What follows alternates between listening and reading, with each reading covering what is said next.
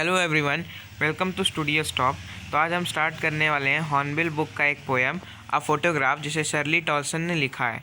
तो पोएट कहते हैं, the cardboard shows me how it was when the two girl cousins went paddling, each one holding one of my mother's hand. मतलब Shirley Toulson यहाँ पे अपनी माँ के ऊपर एक पोएम लिखी है जिसमें वो बताती हैं कि two girl cousins went paddling, मतलब पोएट की माँ की जो दो बहनी थे वो उनके साथ बीच के पानी के अंदर एक दूसरे का हाथ पकड़ के जा रही थी, जिसमें बीच में थी उनकी मदर, पोएट की मदर, और लेफ़्ट राइट में उनकी दो cousin.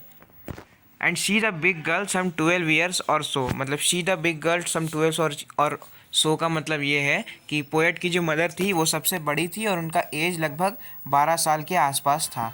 All three stood still to smile through their hair at the uncle with the camera.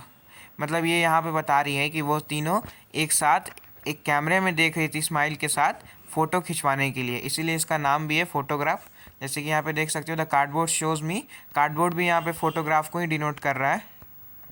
So a sweet face my mother's that was before I was born, मतलब जब वो photo में ये 12 years की हैं पोएट की mom, तो obvious सी बात है कि जो पोएट है वो तो बॉर्न नहीं की होगी। तो वही बता रही है, my mother's that was before I was born and the sea which appears to have change least was dear terribly transient feet.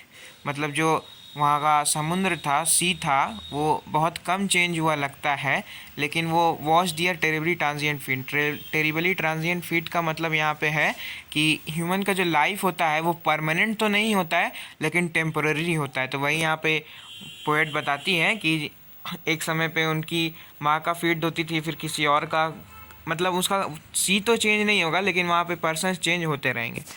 So next stanza में है, some 20-30 years later she would laugh at the snapshot, see Betty and Dolly she would say, and look how they dressed up for the beach। मतलब 20 से 30 साल के बाद वो जो snapshot था, जो फोटोग्राफ था, उसको देख के ये बोलेंगे, सी बेटी एंड डॉली। बेटी एंड डॉली कौन है यहाँ पे? पोएट की मदर्स की कज़न, जो तीन लड़कियां थी लेफ़्ट राइट वाली जो कजन्स थी, बेटी and Dolly. She would say and look how they would dressed up for the beach, मतलब हो सकता है उस समय पे उन्होंने कुछ अजीब से कपड़े पहन रखे होंगे जो बीच के हिसाब से सूटेबल बिल्कुल भी नहीं होंगे।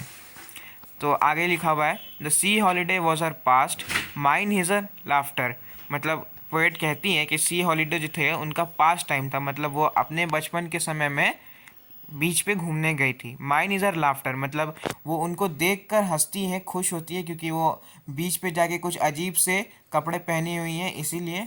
Both rye with the लेबर्ड ease of loss, both rye with the लेबर्ड ease of loss का मतलब ये है कि यहाँ पे जो पोएट है वो बहुत अच्छे से है और इतनी समझदार है कि किसी चीज़ को खो के उसको भूल के उसके आगे सरवाइव करने की क्षमता रखती है। मतलब आगे आपको पता चलेगा, now she has been dead nearly as many years as the girl lived.